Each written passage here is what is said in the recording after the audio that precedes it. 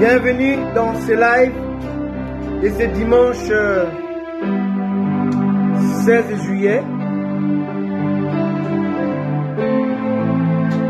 Bienvenue à tous.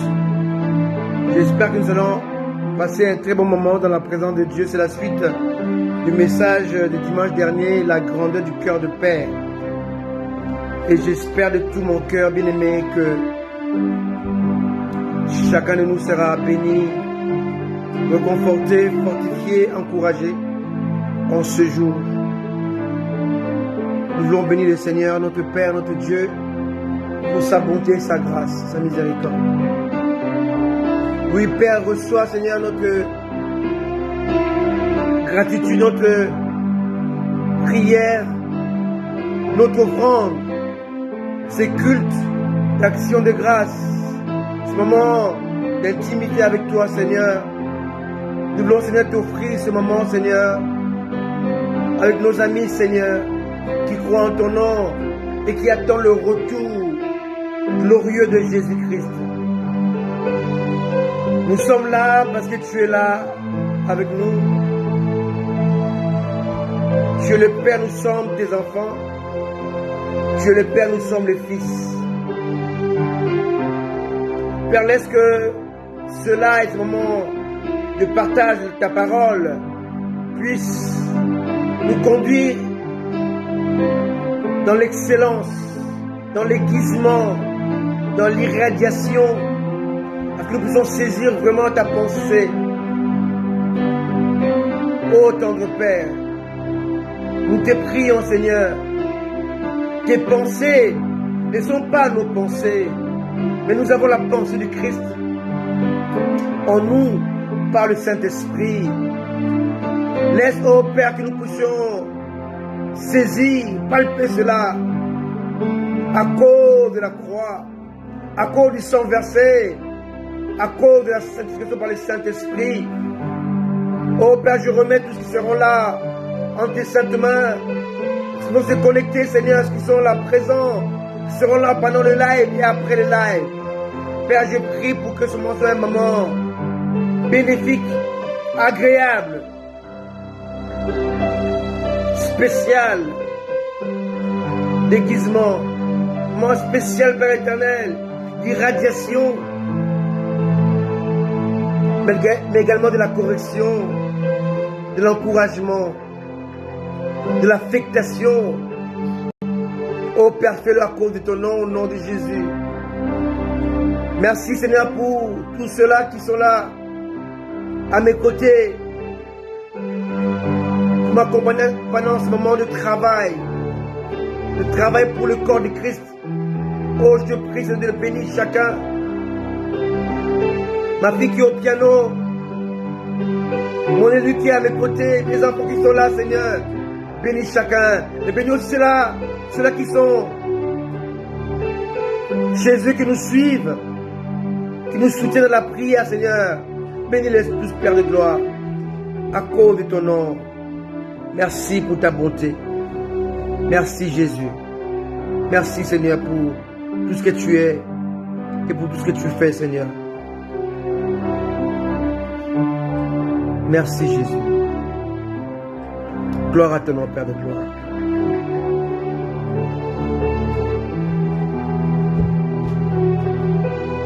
Si tu es là, qui me suis, je t'accorde le moment de venir encore. De venir. Merci, Jésus. Merci, Seigneur. Gloire à ton nom, Père de gloire. Honneur à toi, Seigneur. Merci pour la pensée du Christ que nous avons. Merci, Jésus, pour ton peuple. Merci pour tes enfants, Seigneur. Nous te bénissons, tendre Père, au nom de Jésus. Amen. Amen. Alléluia. Gloire et honneur à notre Dieu, notre roi, Jésus-Christ de Nazareth. Je salue ma bien-aimée élue, ma très chère amie Solange, ma maman Henriette depuis la Belgique. Je bénis aussi notre pianiste que vous connaissez d'ailleurs. Alléluia. Amen. Salut à toi, Joyce Queen. Salut à toi, Jésus Dieu, Maman Guerline, depuis la France aussi. Salut à vous tous qui êtes là et qui allez vous connecter. Que Dieu vous accorde sa bonté, sa grâce. Aujourd'hui, c'est la suite de la grandeur du cœur de Père. Et je peux vous dire que ça sera quelque chose de très fort. Amen.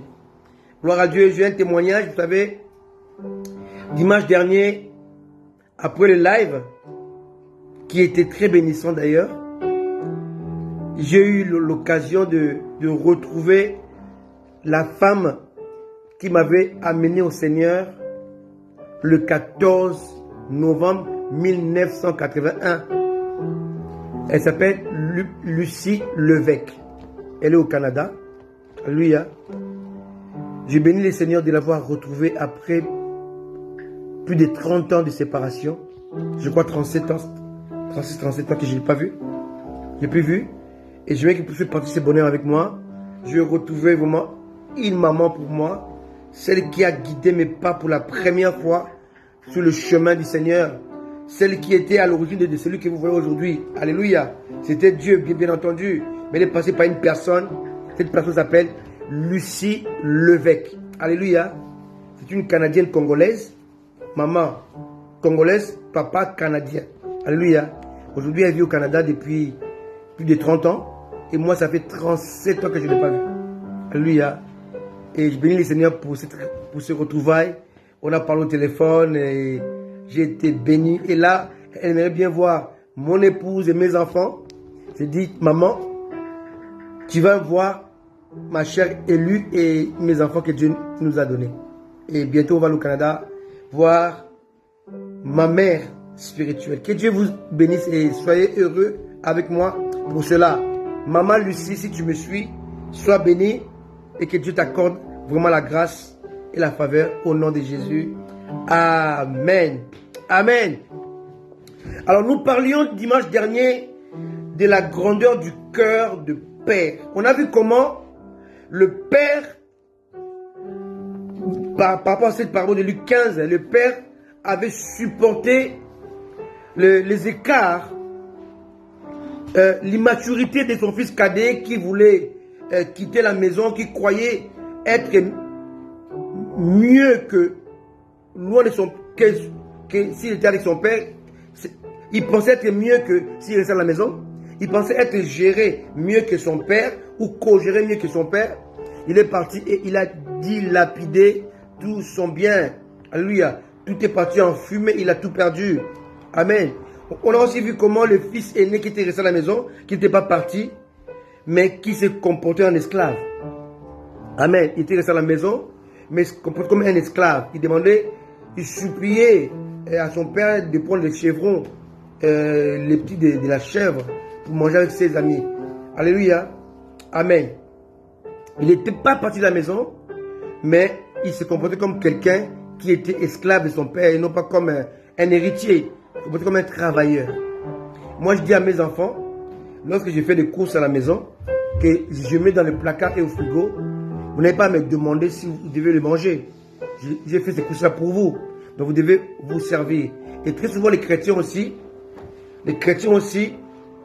ils font ça avec Dieu. Dieu leur a tout donné en Jésus, mais ils passent le temps à jeûner, à prier pour obtenir des choses qu'ils ont déjà reçues en Jésus. Et ça, c'est vraiment l'erreur, une grave erreur que nous voyons dans le christianisme aujourd'hui. Le chrétien jeûne et prie pour avoir, par exemple, les papiers dans un pays quelconque. Alors qu'il y a une parole, une promesse qui nous dit, là où foule la plante de tes pieds, je te les donne. C'est une promesse. Je n'ai pas besoin de prier pour ça. C'est une promesse qui me concerne. Amen. Gloire à Dieu. Amen. Voilà pourquoi moi je ne peux jamais être réfugié quelque part. Je fais des démarches, des papiers et puis je manque, on me cherche dans mon pays. Non, pourquoi? Là où je vais, Dieu me donne le territoire. Amen. Vous devez le comprendre, bien aimé. C'est très important. Amen. Partout où je vais, Dieu me le donne. En héritage, parce que c'est la parole de Dieu qui me le dit. Je n'ai pas besoin de prier, de jeûner pour cela. Non. Amen. Comme mes enfants n'ont pas besoin de jeûner, de prier pour manger les courses que moi j'ai faites pour elles. Non. C'est incohérent tout ça. Et les chrétiens vivent dans cette incohérence-là, justement. Où ils passent le temps à se jeter par terre, à se coucher par terre, à jeûner, à prier, à se priver pour des choses que Jésus les a déjà données. Qui sont déjà accomplies en Jésus. Certes. Aujourd'hui, on va voir les 3 types des affamés avant de voir les 3 démarches du fils cadet. Amen. Et préparez-vous, attachez vos ceintures et je vous dis c'est du lourd. Alléluia. Amen. Vous serez grandement bénis aujourd'hui. Et là on va voir les 3 types des affamés. Donc on va voir que le fils prodigue, il est rentré parce qu'il était affamé. Alléluia. On verra que le fils aîné, il ne voulait pas rentrer à la maison quand le fils prodigue est arrivé parce qu'il était aussi affamé. Laissez-moi vous lire cela. Luc 15. Amen. Les 3 types des affamés, ou les 3 types d'affamés si vous voulez. Hein? Alors, les 3 types d'affamés. Luc 15. Oh mon Dieu. Aide-nous vraiment à comprendre ces choses. Ah, je suis dans Jean. C'est pour ça que je ne comprenais pas comment je ne trouvais pas les versets. Luc 15. Luc 15, verset 14. Lorsqu'il eut tout dépensé, une grande famine, survint dans ce pays. Il commença à se retrouver dans le besoin, donc affamé. Il alla se mettre au service d'un des habitants du pays qu'il envoya dans des champs garder les pourceaux. Alléluia. 16. Il aurait bien voulu se rassasier des carouges que mangeaient les pourceaux, mais personne ne lui en donnait, il était affamé. 17.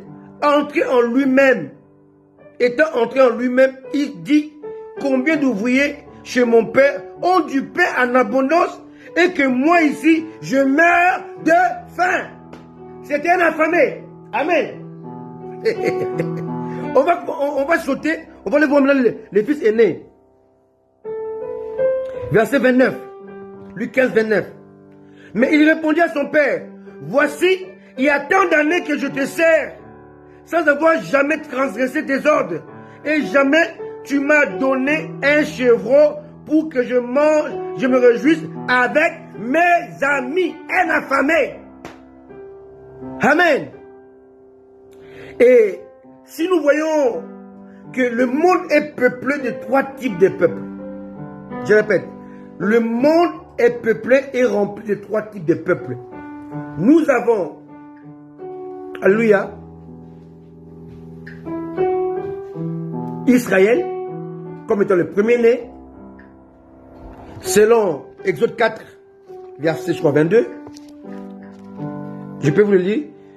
Exode 4, 22. Tu diras à Pharaon: ainsi parle l'Éternel, Israël est mon premier-né.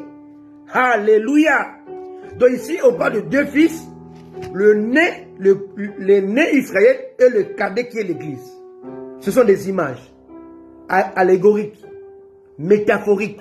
Amen.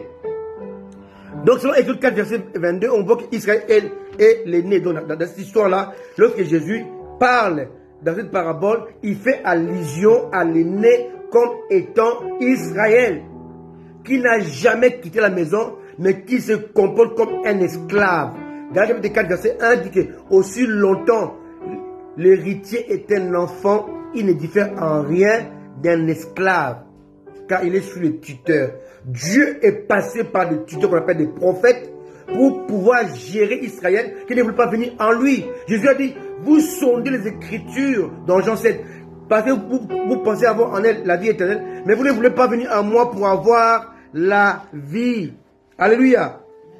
Alléluia. Jean chapitre 5, verset 39, dit, vous sondez les Écritures parce que vous pensez avoir en elles la vie éternelle. Ce sont elles qui rendent témoignage de moi. 40. Et vous ne voulez pas venir à moi pour avoir la vie. Un prédicateur a dit, ce sont les paroles les plus tristes que Jésus ait prononcées étant homme sur la terre. Alléluia. Vous voulez avoir la vie, mais vous refusez de me recevoir comme étant la vie révélée, la vie incarnée, la vie donnée comme un don du Père. C'est ça le Fils aîné. Alléluia. Amen. Alors cette histoire, je vous demande, les prédicateurs, je salue aussi l'apôtre Manda que je vois, que Dieu te bénisse, depuis Kinshasa. Amen. Alors, je vous dis que cette histoire est une histoire qui est vraiment une histoire qui concerne tous les chrétiens. Le monde est peuplé de 3 types de peuples. Pardon-moi la tautologie, hein. Le monde est rempli, ou le monde est composé, voilà, de 3 types de peuples. Israël, le premier-né, Église, le cadet, qui est en même temps l'épouse, et les nations. Zacharie 12, verset 3 parle de les temps des nations. Dans Matthieu 24, Jésus parle aussi des temps des nations où il sera foulé aux pieds par les nations. Alléluia. Si on voit encore dans les livres de l'Apocalypse, on voit qu'il y aura ce qu'on appelle la guerre d'Armageddon. Les nations vont se rassembler avec l'armée de Satan pour faire la guerre à Christ avant les milléniums. Alléluia. C'est très important. Amen. Donc, le monde est composé de 3 types de peuples. Et les 3 types de peuples sont des affamés. Alléluia. On va essayer de voir un peu la fin des nations. Jean 6. Alléluia. Allons-y dans Jean 6. On va voir comment les nations étaient affamées. Alléluia.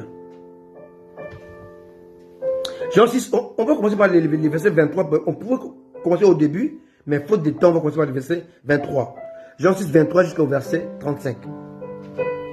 Dit ceci. Le lendemain, comme d'autres barques étaient arrivées de Tibériade, près du lieu où ils avaient mangé le pain, après que le Seigneur ait rendu grâce, les gens de la foule, ayant vu que ni Jésus, ni ses disciples n'étaient là, montèrent eux-mêmes dans ces barques et allèrent à Capernaum à la recherche de Jésus. Et l'ayant trouvé au-delà de la mer, il lui dit, Rabbi, quand est-ce que tu es venu ici?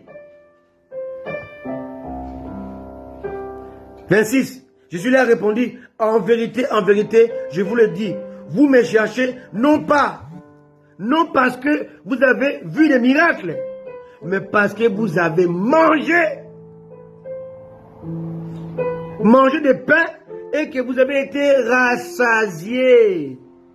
27. Travaillez non pour la nourriture qui périt, mais pour celle qui subsiste pour la vie éternelle, et que le Fils de l'homme vous donnera.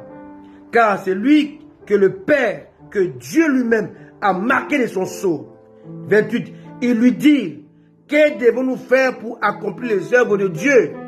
Jésus leur a répondu au verset 29. L'œuvre de Dieu, c'est de vous, c'est que vous croyez en celui qui l'a envoyé. 30. Quel miracle fais-tu donc?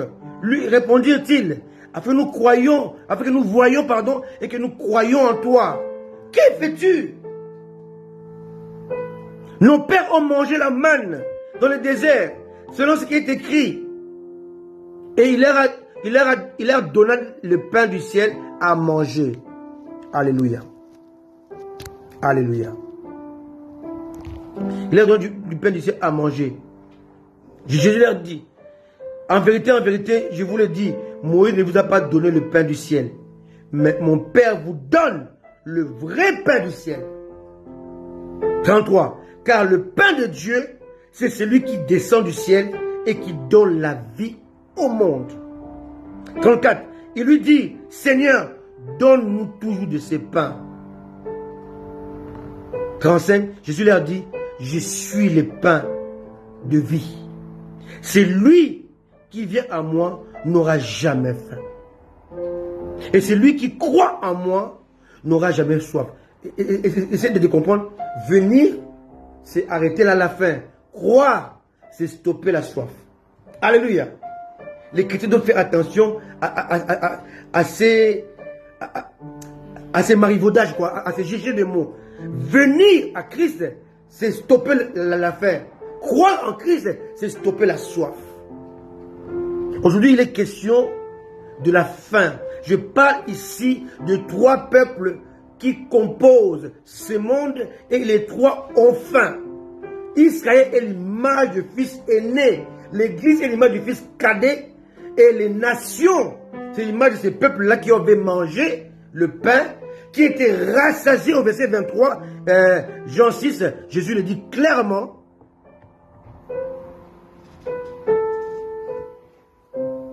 Alléluia.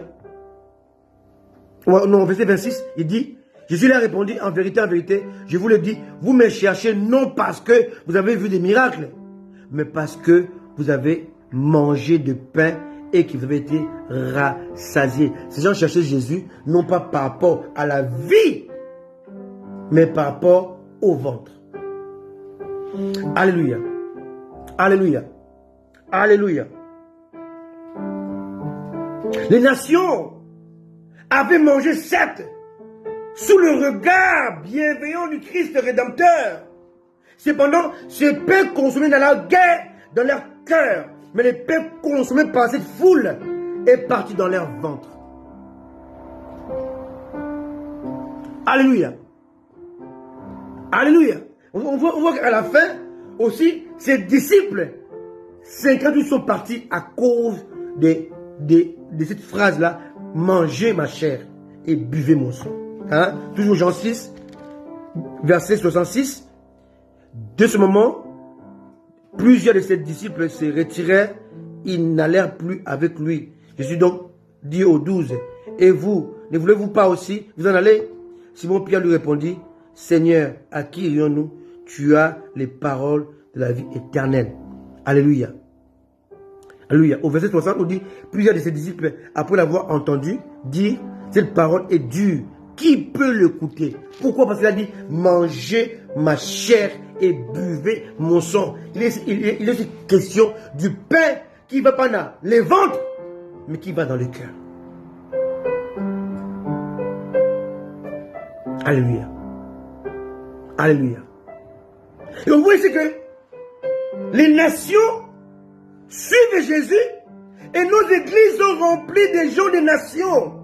Ils viennent non pas pour recevoir le pain du ciel, mais ils viennent pour réussir dans la vie. Ils viennent pour être prospères, pour se marier. Ils viennent pour obtenir les diplômes. Ils viennent pour avoir la promotion. Ça, c'est le pain qui va dans les ventres. Alléluia. Qui ne donne pas la vie. Alléluia. Aujourd'hui, nos églises sont composées des gens qui viennent des nations, qui sont incapables. Ils sont dans l'église. Ces gens avaient mangé en présence de Jésus. Mais ce qu'ils avaient consommé, c'était le pain physique. Le pain qui va dans le ventre, dans l'estomac. Non pas le pain qui nourrit les cœurs. Un goodness. Vous avez mangé le pain multiplié par Jésus. Mais ce pain-là n'a pas stoppé la faim. Faites la corrélation. Celui qui vient en moi n'aura plus faim. Ils avaient encore faim. Il dit, vous me cherchez parce que vous avez mangé et que vous avez été rassasiés. Après quelques temps, le pain était fini dans le ventre. Alléluia. On est rassasié à vie lorsqu'on mange du pain qui descend du ciel. Pas le pain multiplié ayant origine la terre. Jésus a multiplié le pain d'un enfant. Donc le pain terrestre qu'il a multiplié, qui nourrit le ventre. Mais le pain qui donne la vie, c'est le pain qui est sa personne. Il est le pain de vie. Sa parole est le pain. Alléluia. Amen. Le monde cherche Dieu. Le monde remplit nos églises. Nos églises sont remplies de mondains, de gens des nations. Ils viennent pour un but bien précis. Pour les pains, pour nourrir les ventres. Voilà pourquoi ils sont là tout le temps. Parce qu'ils ont faim tout le temps. Ils ne sont jamais rassasiés. Pourquoi? Parce que le pain multiplié. Le pain multiplié est différent du pain donné. My goodness! Oh Dieu! Amen! Il y a un seul pain donné. Le pain qui est descendu du ciel s'appelle Jésus-Christ de Nazareth. Jésus le Rédempteur. Jésus le Sauveur. Jésus, la main cachée. Le pain qui est Jésus. Lorsque tu le goûtes, tu le manges, tu n'auras plus jamais soif.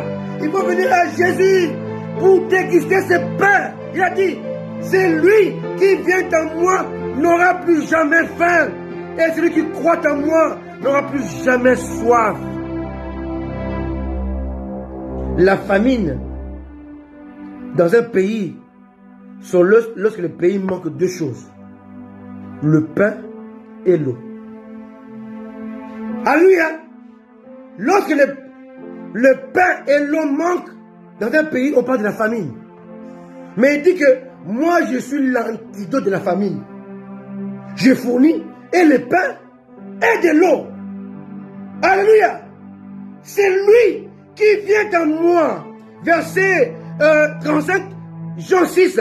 Celui qui vient en moi n'aura plus jamais faim. Et celui qui croit en moi n'aura plus jamais soif. Donc, celui qui vient en Jésus, il est sécurisé par rapport à la famine, par rapport au manger et par rapport à la soif. Tout ce que les gens font aujourd'hui, parce qu'ils ont faim. Comme ça se passe en Afrique, les présidents qui se maintiennent, ils ont faim du pouvoir. Ils ont un faim d'être. Ils ont un faim de devenir. Ils ont un faim de s'imposer. C'est la faim de la gloire éphémère. C'est une faim. Et aujourd'hui, nos églises sont remplies des affamés. Il a faim de réussir. Il a soif d'atteindre. Alléluia. Alléluia. Mais en Jésus, tu as les deux. Tu as le pain et l'eau. Il est l'eau de vie qui va étancher notre soif. Il est le pain de vie qui va amorcer, qui va satisfaire notre famine. Alléluia. Notre désir. Alléluia. Remplir nos estomacs spirituels. Donc on voit ici que il y a trois types. D'ailleurs, Noé, après que Dieu ait détruit le monde par l'eau, il y a eu 8 personnes qui étaient sauvées. Il y a eu Noé, sa femme, ses 3 fils, et les 3 femmes. Amen. 3 fils de Noé qui ont repeuplé le monde symbolisent 3 types d'habitants de la terre. Les nations, Israël, c'est symbolisé par Sem, on appelle les Sémites, d'accord? Alléluia. Et l'Église, qui est issue aujourd'hui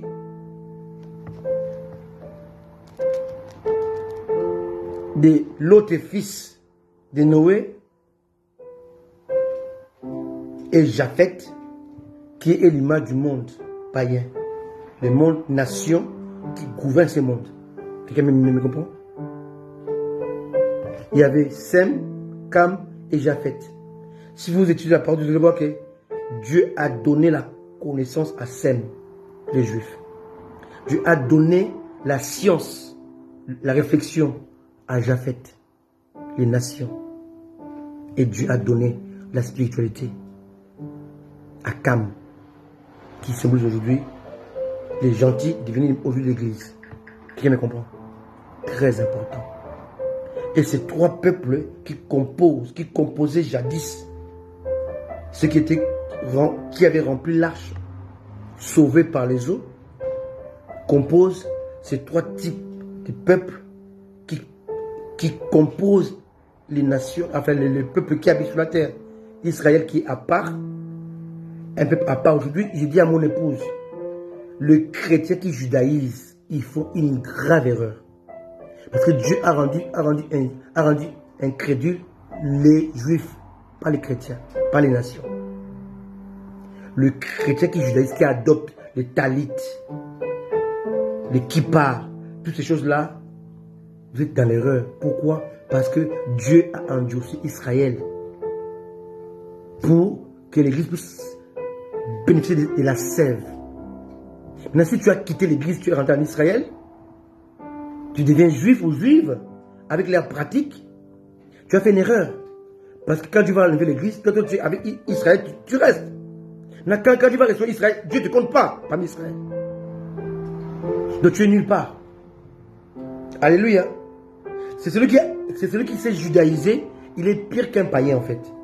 Parce que les païens, Dieu va les amener à la repentance. Le juif, Dieu aussi va les sauver. Les chrétiens seront enlevés. Quelqu'un me comprend? Je ferme la parenthèse. Donc on voit ici que Jésus parle des affamés. Alléluia. Le peuple, que j'appelle aussi les nations. Zacharie chapitre 12, verset 3, on parle, Matthieu 24 aussi, on parle, quand Jésus parle, dit, l'Israël sera foulé aux pieds des nations. Alléluia. Le livre de la Prophétie aussi parle. Amen. C'est très important. Donc, si le pain consommé par cette foule qui est l'image des nations n'est pas allé dans le cœur, mais le pain là est allé dans leur estomac. Allez-y voir mon message sur les mystères de l'estomac. Tout ce qui rentre dans l'estomac, lorsque c'est renvoyé, on parle de vomissement, lorsque ça part dans le lieu de secret, les toilettes, on parle de matière fécale. Dans les deux cas, il est interdit de consommer. Celui qui consomme les vomissements, il consomme ce qu'il avait déjà rejeté au préalable. C'est celui qui mange le porte-à-porte, il est dans le satanisme, dans l'erreur.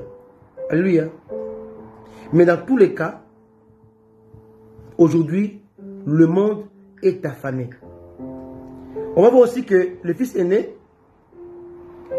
comme je l'ai lu tout à l'heure au début de mon message, il ne voulait pas rentrer parce qu'il avait faim.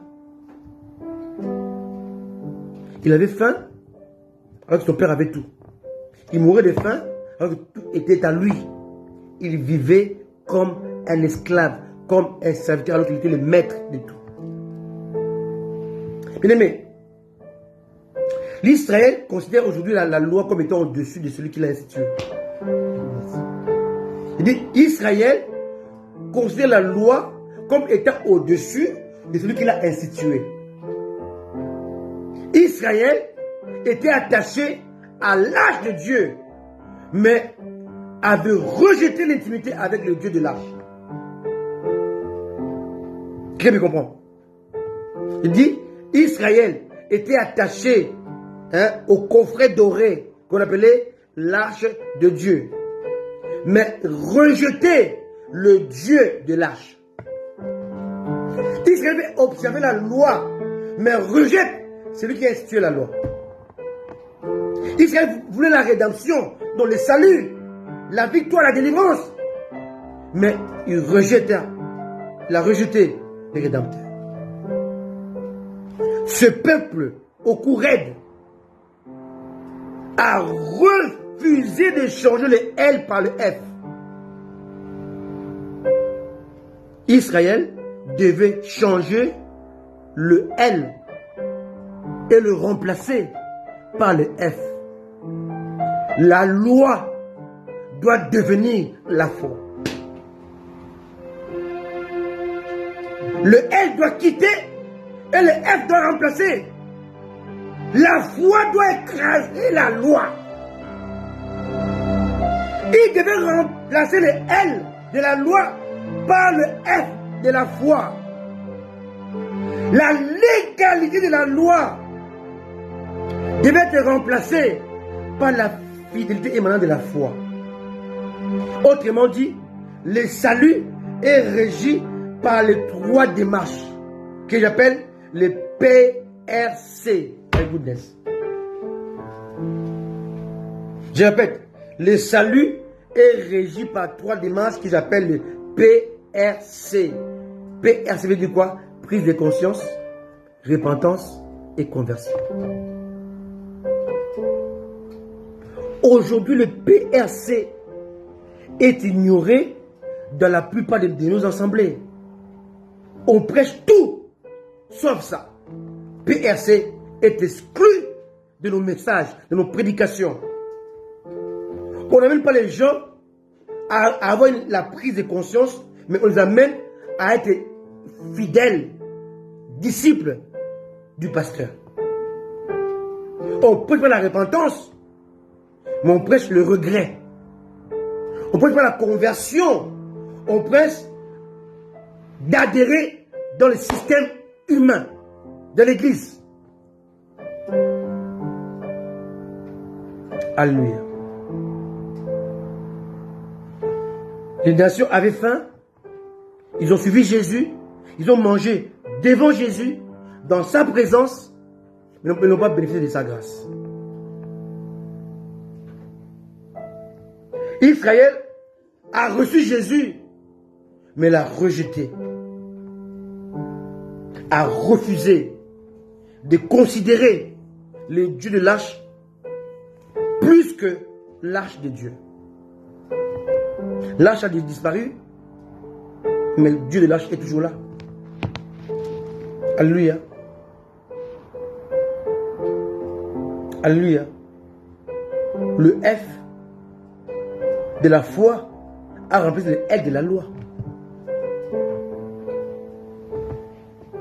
En définitive, le pain mangé et reçu par Israël symbolisait le fils aîné. Luc 15, verset 29. Tu ne m'as pas donné un chevreau pour que je mange avec mes amis. Retenez bien la nuance. Même les nations ont mangé en présence de Jésus. Israël, qui est l'image des fils aînés, voulait manger loin de son père.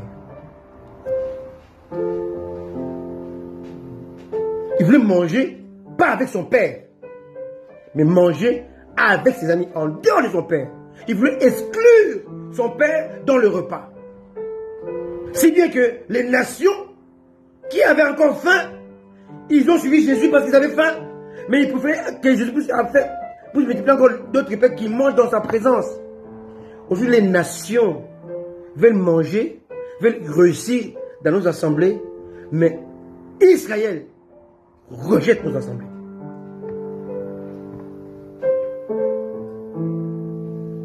Une de mes belles-sœurs est devenue juive. Pour elle, nous sommes dans le faux. Et elle appelle Jésus-Christ JC. Et en Israël, là où ils appellent Jésus enfant bâtard. Donc, ils ont l'image de servir Dieu, mais ce qui en fait la force a été enlevé. Ils ont l'apparence de la piété, mais non pas la foi de la piété. Ils ont le nom de Dieu, mais ils ont rejeté ce Dieu-là. Alléluia. Ils sont régis aujourd'hui par les Talmuds, non plus par la Torah, qui est la parole de Dieu. Les Talmuds sont les paroles écrites par des hommes, par des rabbins. Alléluia. Le fils aîné, c'est l'image d'Israël. Les nations, c'est l'image du monde. Et les nations et les fils aînés avaient faim. Mais on va voir maintenant la famine des fils cadets. C'est mon message aujourd'hui en fait. Ce que je voulais prêcher aujourd'hui. Bon. Le fils cadet. Je consacrais cet enseignement. Les noyaux de cet enseignement, c'est les fils cadets. C'est l'image de l'église. Les prodigues. L'église rachetée. Destinée à manger le pain qui ne va pas dans l'estomac, mais le pain qui va dans le cœur. Alléluia. Le fils cadet a entamé une démarche louable qui lui permet de connaître la grandeur du cœur de son père. C'est la raison pour laquelle il fit 3 démarches. PRC. P comme prise de conscience, R comme repentance et C comme conversion. On ne peut pas dissocier les deux. Alléluia. Si on voit dans Actes chapitre 3, verset 19, Acte 3, 19, c'est clair. On ne peut pas dissocier la repentance et la conversion. C'est pas biblique. Même si on parle de repentez-vous, mais ensuite il faut vous convertir. Acte 3, 19 dit ceci. Repentez-vous donc et convertissez-vous pour que vos péchés soient effacés, bien-aimés. Ici, on ne dit pas repentez-vous ou convertissez. Non, repentez-vous et convertissez. Ici, il y a le et, une conjonction de coordination. On doit coordonner les 2 aspects. L'aspect de la repentance et l'aspect de la conversion. Repentez-vous et convertissez-vous pour que, afin que, c'est une conséquence. Alléluia. C'est un but à atteindre.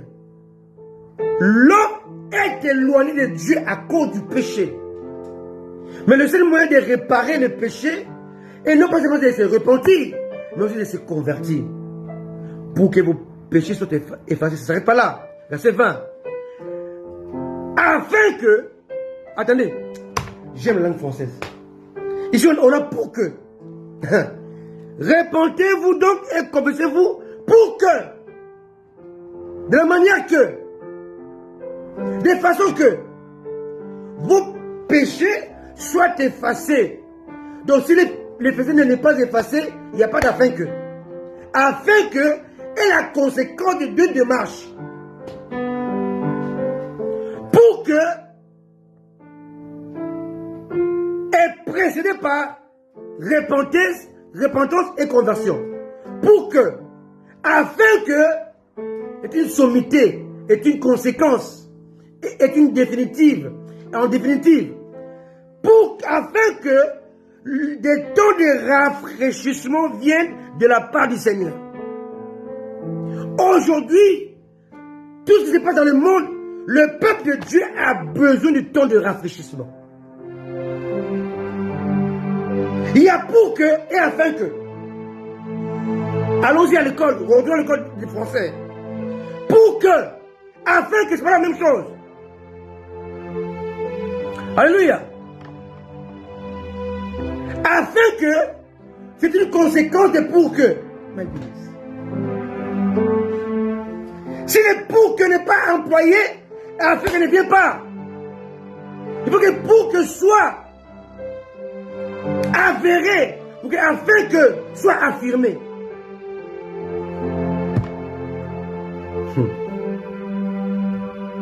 Afin que des temps de rafraîchissement viennent de la part du Seigneur et qu'il envoie celui que vous avez été destiné, Jésus-Christ.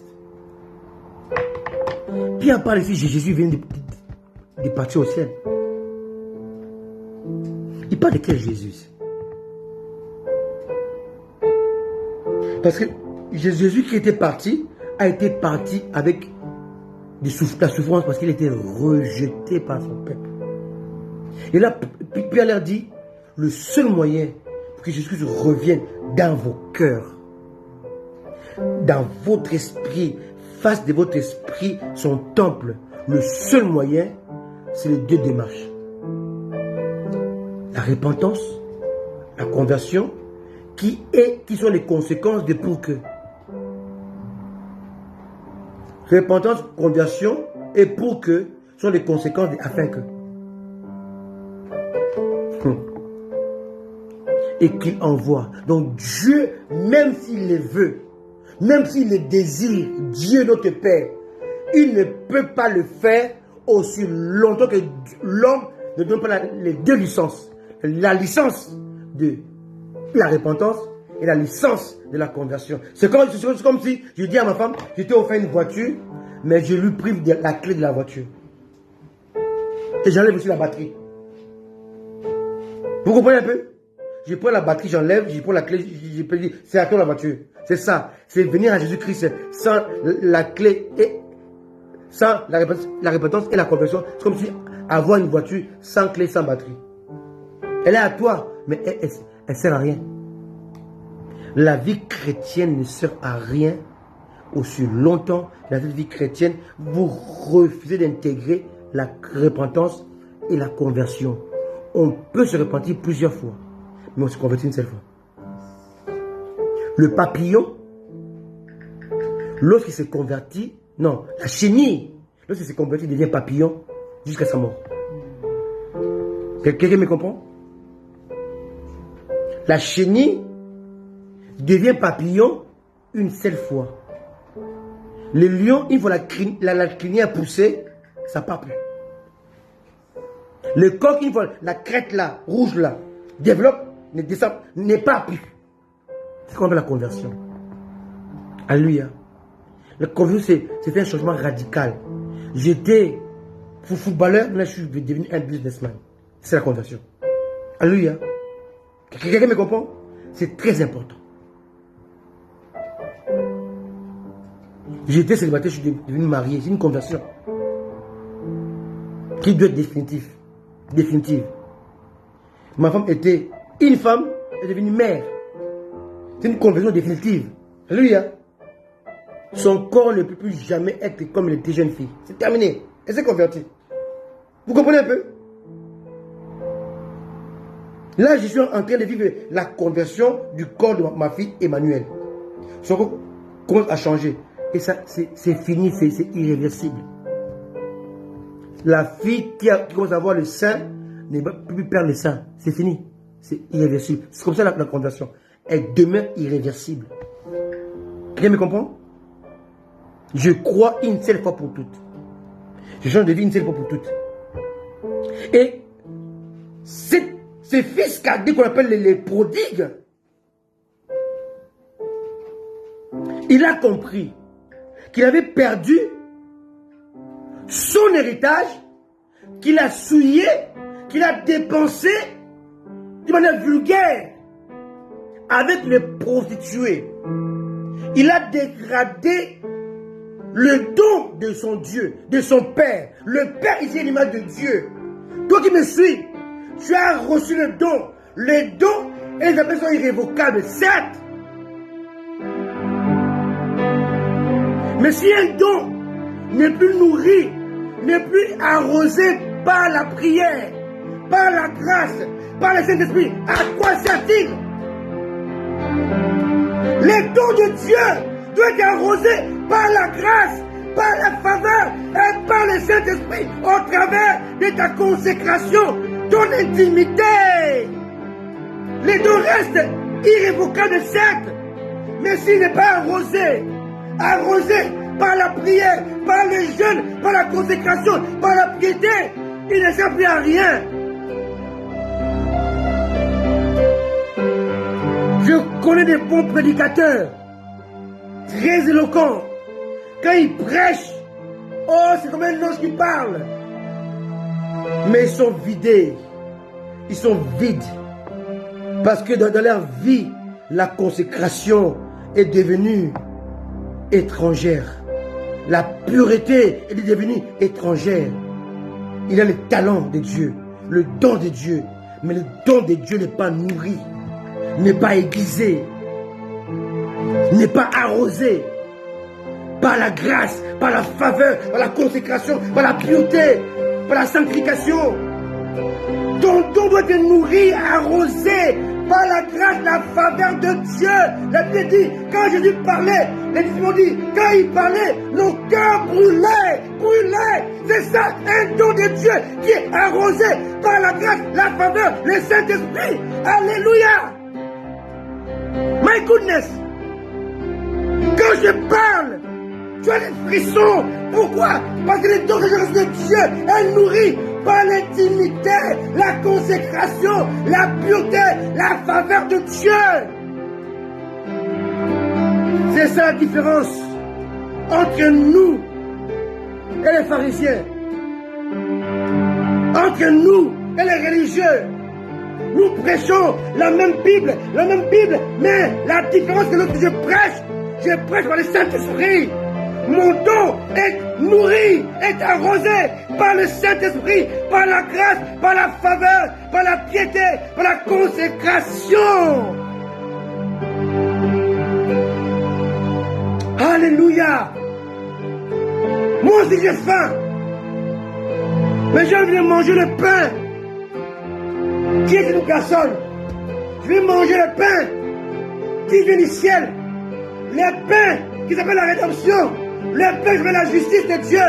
Le pain qui s'appelle la faveur de Dieu. Je vais manger le pain qui est la parole de Dieu. Immuable, inaltérable, incomparable. Alléluia. Qui veux-tu nourrir? Ton estomac ou ton cœur? C'est lui qui croit, qui vient en moi, n'aura plus jamais faim. Celui qui croit en moi n'aura plus jamais soif. Que bois-tu? Que manges-tu? Le fils prodigue avait besoin de tout récupérer. Bien-aimé, tu ne peux pas te restaurer, rétablir, si tu ne brises pas en toi l'orgueil. L'orgueil t'empêche d'entrer en toi-même. C'est ça le problème. Tu as tort. Tu as tout perdu. Tu as tout perdu. Ton mariage est par terre. Ta famille est par terre. Ton travail est par terre. Tu as tout perdu. Mais tu es toujours orgueilleux. Comme on dit au Congo. Pauvre mais têtu. Pauvre mais orgueilleux.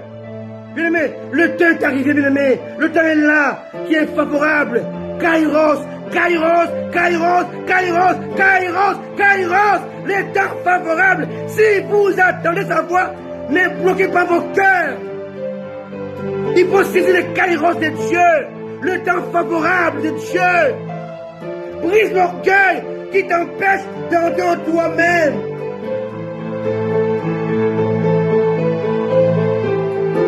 Tu as faim, mais la vraie nourriture, le vrai repas, se trouve dans la maison du Père. Alléluia. Là, il y a l'abondance.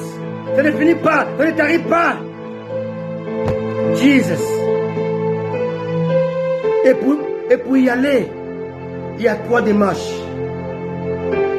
3 démarches. P, R, C. P, R, C. P, R, C. P, R, C.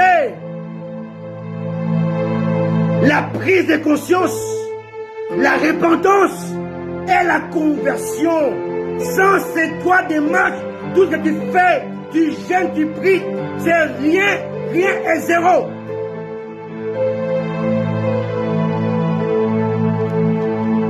Alléluia. Luc 15. On va voir comment le fils prodigue a récupéré l'héritage perdu. Tu as tout perdu, toi qui me suis. Tu as perdu ton travail. Tu as perdu ton mariage. Tu as perdu ton homme. Tu as perdu ta femme. Tu as perdu tes enfants. Perdre, c'est pas dire mourir. Hein? Ton enfant il peut être là, mais il n'a pas atteint l'objectif que toi tu lui avais fixé. Tu as dit, ah, mon enfant sera un médecin. Mais aujourd'hui, elle est boueur. Aujourd'hui, elle se prostitue. Tu l'as perdu. Le père a dit que son fils était mort. Il est revenu à la vie. Donc, parce qu'il vit dans le péché. Vivre dans le péché, c'est mourir. Alléluia. Tu as tout perdu. Plus rien ne va. En fait, lorsque Dieu permet que tu perds de tout, c'est pas pour t'enterrer, en fait. Il permet ça. Pour que tu puisses faire le premier pas, le P. Que tu te dis, non. Comment est-ce que je suis arrivé au niveau où je cherche même à manger les repas des cochons? Comment je suis arrivé à aller faire la queue pour mendier? Comment je peux arriver à chercher à emprunter? Bien aimé, l'impasse dans laquelle tu es est un message de Dieu. Tu es dans l'impasse parce que Dieu le permet pour une simple raison, que tu brises ton orgueil, que tu puisses rentrer en toi-même. Lorsqu'on rentre en soi-même, on fait ce qu'on appelle la rétrospection, la prise de conscience, l'examen de soi-même. C'est une réflexion très profonde, alléluia, qui précède la repentance. Tu ne peux pas te repentir si cette première démarche n'a pas été mise en place. Voilà pourquoi certaines se repentent, mais les repentances ne tiennent pas. Maman, je vais mal te parler. Un mois après, il parle encore mal. Pourquoi? Parce que sa repentance n'a pas été sanctionnée par la prise de conscience. Il a opté pour le R, repentance. Mais il devait commencer par le P, la prise de conscience. Ce qui fait que sa repentance n'a pas de racine. Alléluia. Tu vois pourquoi tu as pris des décisions plusieurs fois, mais tu as du mal à les tenir. Tu as du mal à les amener à bout. Tu as dit, c'est fini. Moi et la cigarette, c'est fini. Moi et le sexe, c'est fini. Moi et la posture, c'est fini. Moi et la magie, c'est fini. Moi et c'est fini. Moi, c'est fini. Mais un mois après, tu reprends. La cigarette, la boisson, la fornication. Tu reprends. Pourquoi? Parce que ta repentance n'était pas une repentance, c'était un regret. La repentance est repentance lorsqu'elle est précédée par le P. Repentance sans le P est un regret. Et beaucoup de chrétiens aujourd'hui, ils passent leur temps à regretter leur péché. On ne doit pas être dans le regret, on doit être dans la repentance. Oh, la repentance, elle est vraie, elle est définitive, elle est forte lorsqu'elle est précédée par le P, la prise de conscience. Cet enfant, bien qu'il était jeune, il a fait l'étude comparative. Il a comparé sa vie actuelle et sa vie du passé. Il a pesé. Comment c'est moi, un héritier, un riche, fils de son père, comment je peux me retrouver à l'étranger, travailler comme un ouvrier chez quelqu'un d'autre, et puis les cochons que je garde sont mieux nourris que moi. C'est quoi ça? Bien aimé, il y a des choses qui doivent vous révolter. Amen. Alléluia. Alléluia. Il y a des choses qui doivent vous révolter. Avez-vous déjà vu un juif balayer la rue dans un pays quelconque dans le monde? Si quelqu'un a ça, qui m'amène ça comme preuve? Vous verrez tout sauf ça. Un juif, il est attaché à la loi, il est attaché à son Dieu, il est attaché à la promesse de Dieu. Et il sait qu'il ne peut jamais faire le boulot qui est réservé aux immigrés. D'ailleurs, un juif étranger n'existe pas. Tous les juifs qui sont aux États-Unis, ce sont les Américains, tous les juifs qui sont en Angleterre, ce sont les Anglais, tous les juifs qui sont en France sont les Français. Amen. Parce qu'ils ont compris la parole. Ton pays est rempli de richesses. Mais toi en Europe, tu vas laver les vieilles mères. Tu vas balayer. Tu vas faire n'importe quoi.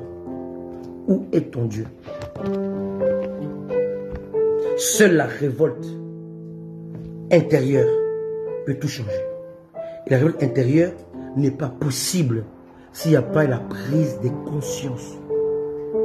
Relisons un peu ces textes. Hein? Luc 15.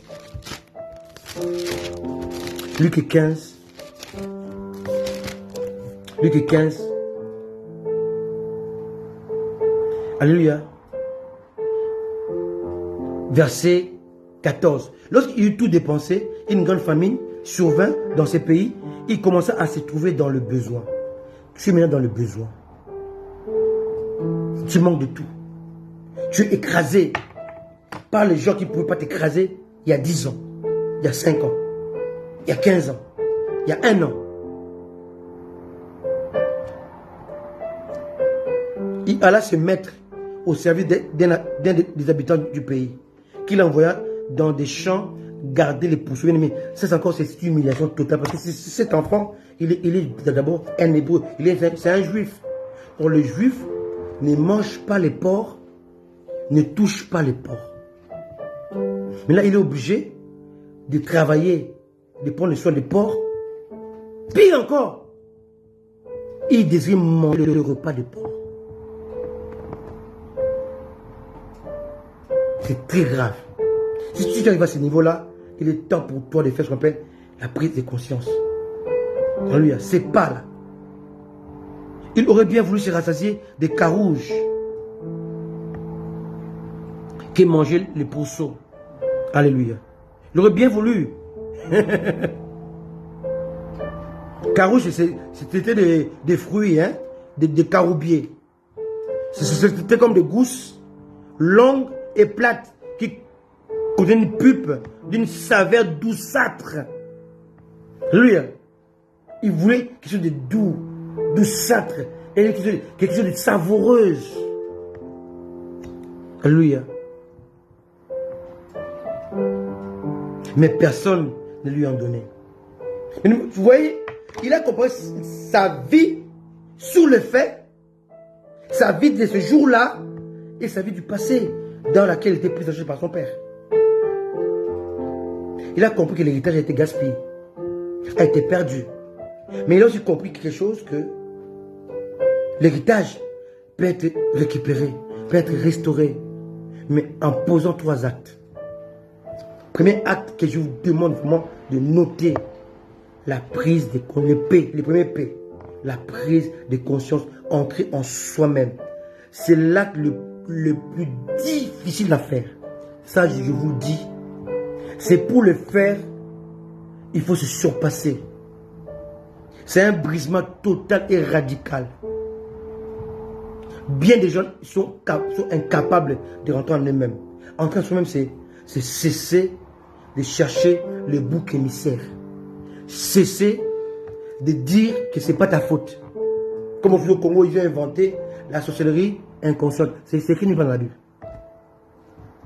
Il n'y a pas un seul sorcier inconscient. Il n'y en a pas. Tous les sorciers sont des sorciers conscients. Je le répète, il n'y a pas un seul sorcier inconscient. Il n'y en a pas. Tous les sorciers sont des sorciers conscients. Ça c'est pas ma faute. Hein. J'avais la sorcellerie inconsciente. Bien aimé, aussi longtemps que tu vas chercher les échappatoires, tu ne pourras pas te repentir, tu ne pourras pas te convertir, tu ne vas pas recevoir ce que Dieu prévoit si on fait ces 3 démarches. 3 démarches égale 3 récompenses. Amen.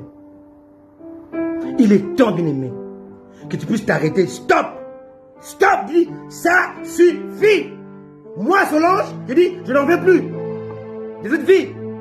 Moi, Christian, je me dis, je n'en veux plus. Moi, Henriette, moi, Élu, moi, Johanna. Je dis, ça suffit. Moi, Joël, ça suffit. Cette vie, j'en ai ras-le-bol.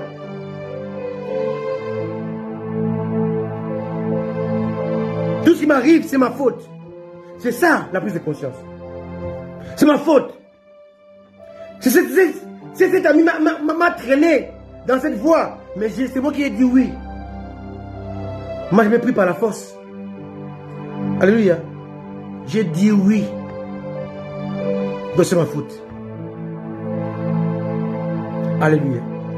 La prise de conscience, c'est l'acte le plus difficile à poser. Alléluia.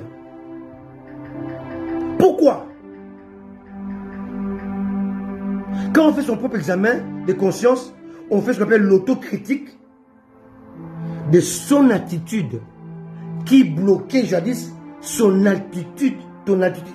Je répète, lorsqu'on fait l'autocritique, l'auto-examen de conscience, ton attitude qui bloquait ton altitude et qui brisait ton aptitude ou tes aptitudes et qui provoquait des habitudes mauvaises. Est-ce que quelqu'un a compris? Attitude aptitude, habitude. Il y a des gens qui ont des aptitudes pour réussir. C'est la matière grise. Mais à cause de leur attitude, ils ont bloqué leur altitude, leur élévation, qui a brisé ses aptitudes, donc ses capacités intellectuelles, à cause de ses habitudes. Donc, mes habitudes mauvaises bloquent mes aptitudes psychiques. Donc, quelqu'un qui peut être très intelligent, mais il échoue à cause de ses habitudes qui sont mauvaises. Donc maintenant, les mauvaises habitudes bloquent ou bien, comment on dit ça, étouffent tes aptitudes psychiques. Tes attitudes, lorsqu'elles sont mauvaises, elles bloquent les altitudes, toute l'élévation. Donc, toute l'élévation est une conséquence de tes attitudes, de ton comportement.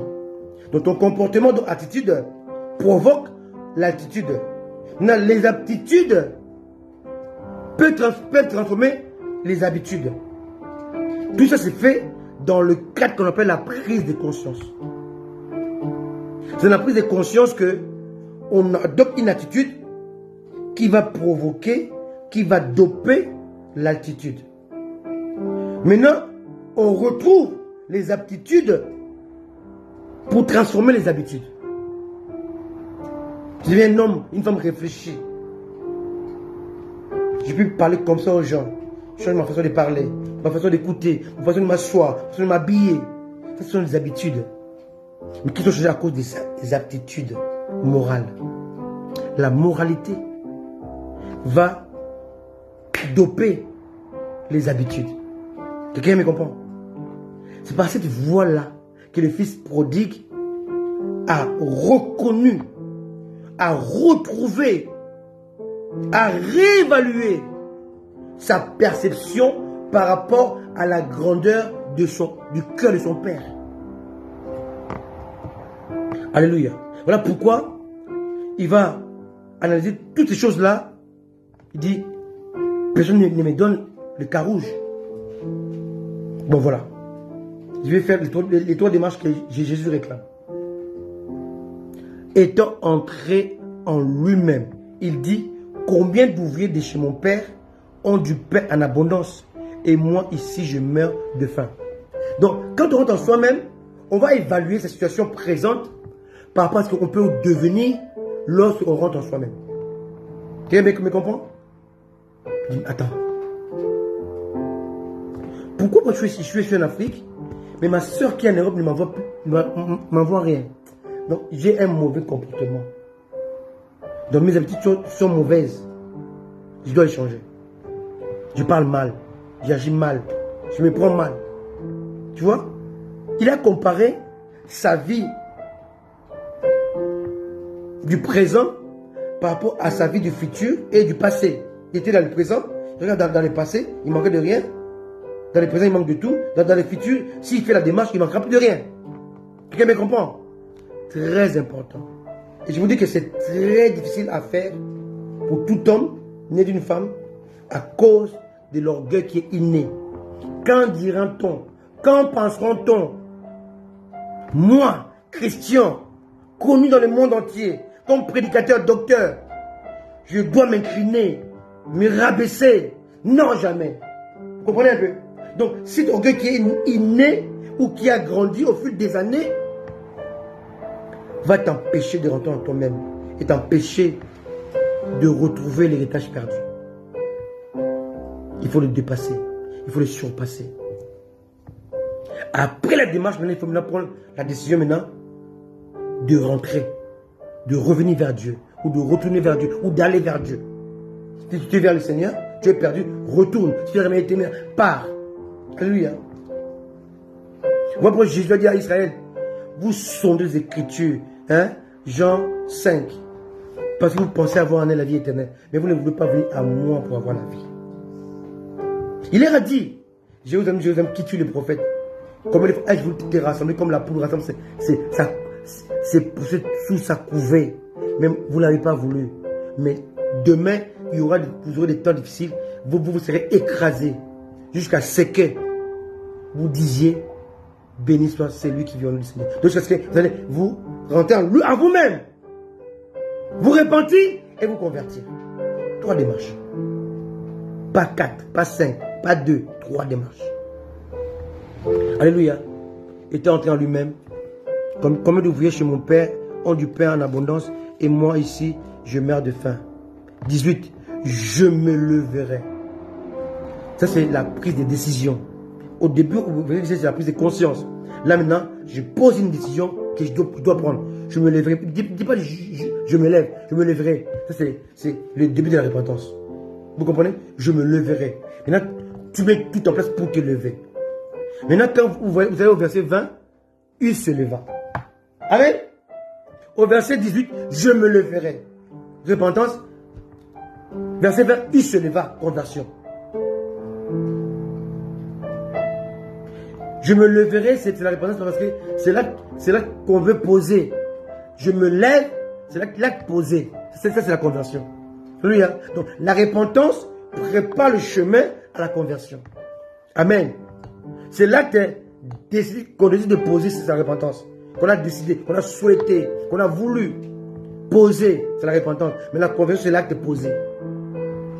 Alléluia. La repentance, c'est comme que quelqu'un il part à gauche ou à droite. On dit repens-toi, il tourne, il change de face. Regarde à la face opposée de là où il partait. Là, il se répand. Vous comprenez un peu? Donc, si j'allais dans le monde, je me répands, je donne dos au monde. Là, je suis repenti. Même si je ne bouge pas. C'est la repentance. Mais l'autre, maintenant, je fais la démarche maintenant de retourner maintenant à Jésus ou d'aller à Jésus.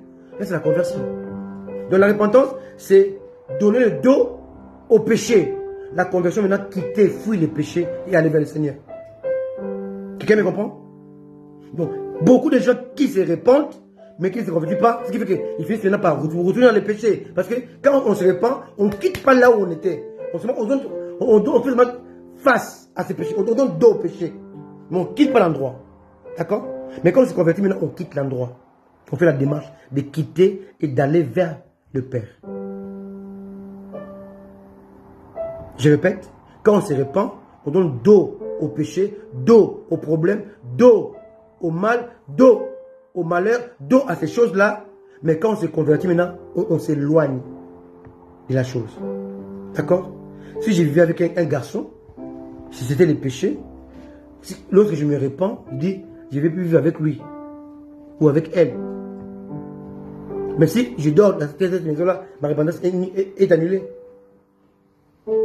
Et quand je me convertis, maintenant je quitte la maison. Quelqu'un me comprend? Donc on peut prendre la décision qu'on appelle la repentance, mais du moment où on ne propose pas les pas de la conversion, la repentance reste regret. Amen. Alléluia. Beaucoup de chrétiens aujourd'hui regrettent des choses. Mais leur regret n'est pas consommé comme repentance parce qu'il n'y a pas l'acte posé de la repentance. Je me leverai et il se leva. Je me leverai, 18, il se leva, 20. Donc, le fils prodigue a posé 3 actions, 3 actes qui lui ont valu 3 récompenses. On peut le voir. Amen. Verset 20, il se leva et alla vers son père. Comme il était encore loin, son père le vit et fut ému de compassion. Notre Père, il est toujours compatissant. Notre Père céleste. Alléluia. Quand quelqu'un revient, il dit, je ne le mettrai jamais dehors. C'est lui qui vient à moi. Retenez-le. Que Satan ne vous trompe pas. Il dit, oui, tu as avorté, tu as fait ceci, tu as fait cela, c'est fini. Avec Dieu t'a laissé. Non. C'est lui qui fait le pas de revenir vers Dieu. Quelque chose qu'il a fait dans le passé. Si tu fais le pas d'aller vers lui, il ne va jamais te fermer la porte. Il ne va jamais te rejeter. Il va t'accueillir. Mettez ça dans votre tête. Ce sont des mensonges du diable qui vous disent, oui, j'ai tué autant, j'ai avorté autant, j'ai fait ceci. Ce sont des mensonges. Prenez la décision de rentrer en vous-même, de voir que tout ce que vous avez fait, c'est votre faute. Dites-le, confessez-le à haute voix, dans la prière. Maintenant, Seigneur, je veux revenir vers toi. Je regrette toutes ces choses-là. Ça, c'est la repentance. Maintenant, quittez ces choses. Si tu as du mal, dis Seigneur, donne-moi ta main. Tiens ma main. Prends-moi. Conduis-moi. Il va le faire. Si vous le lui demandez, il va le faire. Alléluia. Il courut, s'est jeté à son cou et l'embrassa. Et ça, c'est, vous savez, lui, c'est qu'on dit, il embrassa, non. Dans d'autres versions, il embrassa et continua de le baiser. Alléluia. Ah, des fois, nos traditions sont trop pauvres. D'autres versions disent, il embrassa et continua de le baiser. Pour vous dire qu'il a retrouvé le fils perdu. Et continue de le baiser, de lui donner des baisers. Alléluia. Le fils dit, mon père, j'ai péché contre toi, contre le ciel et contre toi. Je ne suis plus digne d'être appelé ton fils. Et son père dit, mais de quoi racontes-tu? De quoi parles-tu? J'ai toujours dit à mes enfants, tu peux perdre l'héritage de ton père, mais tu ne peux jamais cesser d'être le fils ou la fille de ton père. Vous les enfants rebelles, tu vous dites, maman, je n'ai plus ma mère. Tu ne peux pas enlever ça. Elle t'a porté 9 mois. Alléluia. Même vous femmes, qui dites à vos enfants, tu n'es plus ma fille. Celle qui était dans le ventre, là, c'est elle. Amen. Tu ne peux pas enlever ça. Amen. Dieu m'a donné le choix de choisir élu comme femme. Mais Dieu m'a imposé, maman, arrête.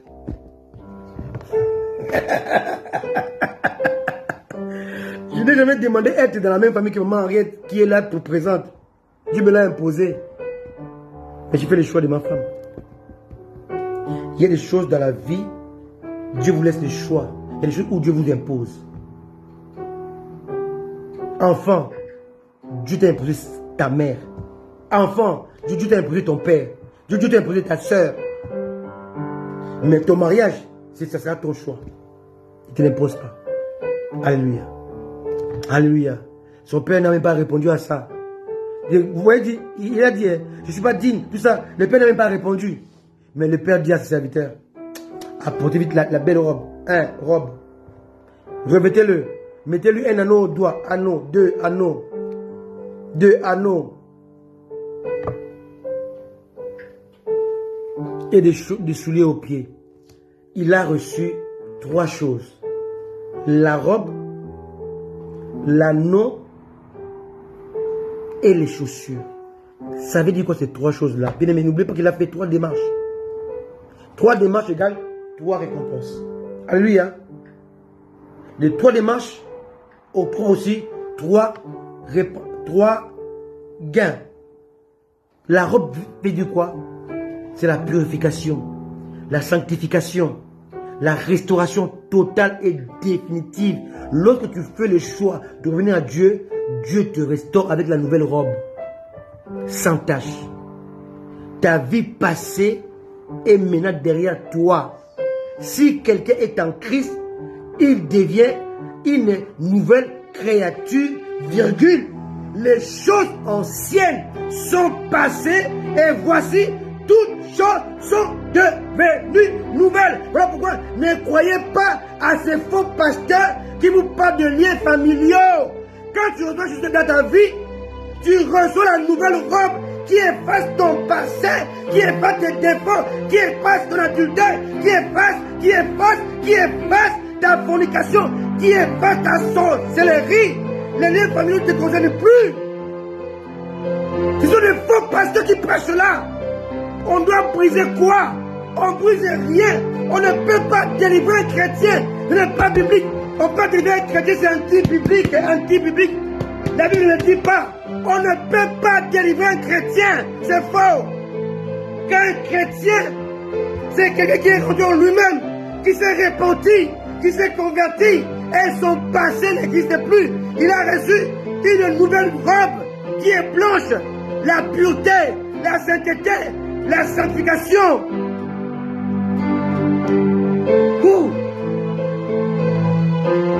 Alléluia. Alléluia. Solange, que personne ne te condamne. Henriette, N'acceptez plus que les gens disent de toi des choses méchantes. Papa, ton passé a été jeté dans le fleuve de l'oubli. Peu importe si les gens te le rappellent, mais Dieu qui t'a créé a jeté tes péchés, ton passé, dans le fleuve de l'oubli. Voyez-vous, le père n'a pas répondu à son fils. Parce qu'il savait que son fils était en train de déconner. Il va rentrer à la maison, son passé d'adultère, son passé de porc, son passé de rebelle a été effacé aussitôt. Dieu amène une nouvelle robe pour dire qu'à partir d'aujourd'hui, quand tu rentres à la maison, tu recommences une nouvelle vie. Ta vie est désormais restaurée. My goodness. Tu comprends, Jonah? Il va te dire, papa, maman, mais voici. On oublie tout ce que tu as fait dans le passé. Alléluia. Amen. Amen. Et vous, parents, cessez de rappeler cela à vos enfants. Moi-même, le début, il faut arrêter de faire ça. On ne peut pas condamner ses enfants lorsque Dieu les a pardonnés. Dieu a effacé les choses. Après, il dit quoi? Serviteur, amenez la nouvelle robe. Il vient avec la nouvelle robe. On dit, c'est cette robe-là est un symbole que moi, ton père, j'ai oublié ton adultère. J'ai oublié ton gaspillage. J'ai oublié ta vie dissolue. J'ai oublié ta fréquentation des sorciers. J'ai oublié les postures avec qui tu étais. On met la nouvelle robe. Oh mon Dieu. Oh mon Dieu. C'est beau que Dieu. C'est beau que la parole de Dieu. My goodness. Alléluia. On donne la nouvelle robe. Alléluia. Oh Seigneur, qu'est-ce que c'est beau. J'ai fini le message. Alléluia. On met la nouvelle robe. Après il dit, il poursuit. Et puis, apportez vite la plus belle robe. Et revêtez-le.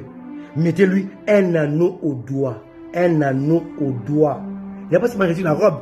Dieu n'a pas seulement effacé son passé. Il a fait encore meilleur. L'anneau, c'est quoi? C'est le pouvoir, la puissance, l'autorité. Je te dis, je vous donne le pouvoir de marcher sur le serpent et sur le scorpion et sur toute la puissance de l'ennemi. Et rien ne pourra vous nuire. Vous êtes nuisible, mais vous ne pouvez pas être nuit par quelqu'un. L'anneau, c'est aussi l'impérium. Le pouvoir de donner des ordres et que les ordres soient exécutés. Je rappelle l'impérium. Alléluia. Souvent en Afrique, il y a des présidents légaux et des présidents légitimes. Les présidents légitimes, souvent ils ne sont pas légaux. Alléluia. Il a gagné, mais ce n'est pas lui qui est reconnu. Alléluia.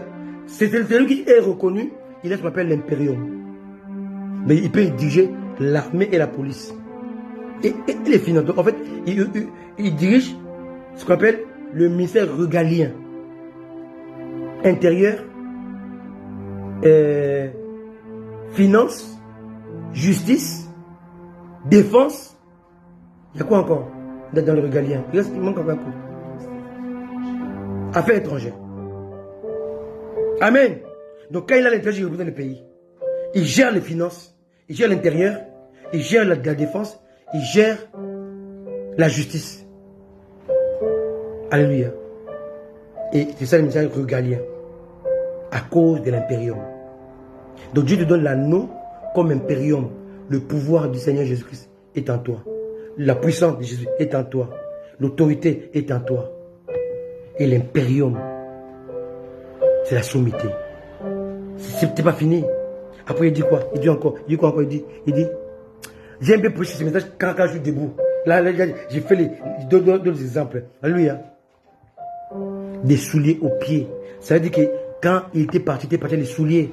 Mais quand il est rentré pieds nus, il a perdu ses souliers. Il a perdu ses richesses. La Bible dit que là où il faudra la place de tes pieds, tu les donnes. Ces petits-là avaient perdu ses chaussures. Donc quand il est rentré à la maison n'était plus à lui. Donc pour que la maison soit désormais sa maison, il devient héritier. il doit avoir les souliers aux pieds. Les souliers aux pieds, c'est quoi? L'héritage restauré, renouvelé, la possession totale et définitive de tous les biens de son Père. Tout ce qui est au Père est à moi, a dit Jésus. Et toi, si tu rentres dans la maison, tout ce qui est à Jésus est à toi. Voilà pourquoi il t'a donné le Saint-Esprit. Que Dieu vous bénisse. Alléluia. Oh Dieu, quel message, quel message, quel message. Entrez dans la maison, vous aurez la robe de la justification, de la pureté, de la sanctification, et vous aurez l'anneau du pouvoir, de la puissance, de l'autorité, de l'impérium. Vous aurez les chaussures de l'héritage restauré. Dieu vous aime, nous vous aimons. Ça c'est l'évangile pur. Évangile pur, sans mélange. Allez à Jésus, pas à Christian. Allez à Jésus, pas à Christian. Allez à Jésus, pas à Christian. Le Père, c'est le Père céleste qui vous a parlé aujourd'hui. Peu importe ce que tu as fait dans le passé, tout peut changer aujourd'hui. Mais il faut prendre une décision de rentrer en toi-même. Si tu arrives à le faire, alors la porte de l'abandon va s'ouvrir. La porte de la confession va s'ouvrir aussi. Et une fois que tu vas accomplir ces 3 actes, attends-toi aussi aux 3 récompenses. Tu seras justifié, purifié, sanctifié, renouvelé.